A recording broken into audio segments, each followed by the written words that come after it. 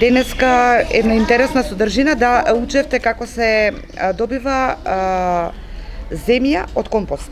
Да, денес имавме еден вид обука и плюс имавме креативна работилница со тоа што веќе изготвениот компост го користеа децата за посадување на цвеќенца и зачински растенија и плюс учевме, сепак повторувавме како се добива компостот, од која храна и на кој начин се добива во самиот апарат за изготвување на компост.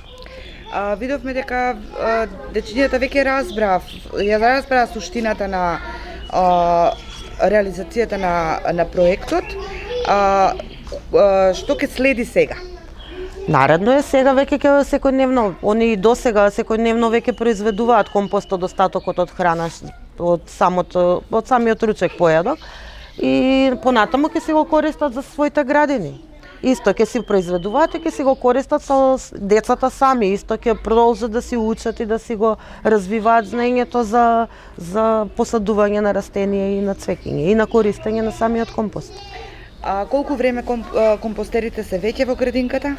Па веќе се 7-8 месеци. Може ли да се рачуна, например, колкава количина, например, може да се собере на компост од досегашното? Па да, негде во просек дневно околу пола килограм компост се произведува, доколку се зависно од храната што се фрла. Каков е капацитетот на храната и каков е составот на храната и колку количински и тежински ќе се добие. Ова е проект за подигнување на јавната свест.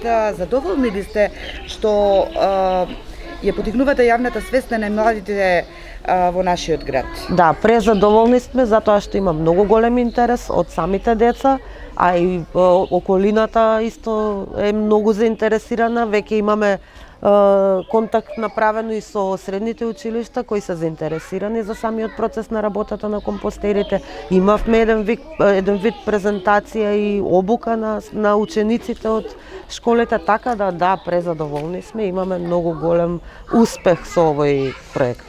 Колку дечиња ќе бидат од градинките опфатени? Значи, планирано е околу 400 деца, меѓутоа бидејќи интересот е голем, можеме да кажеме дека е и поголем бројот.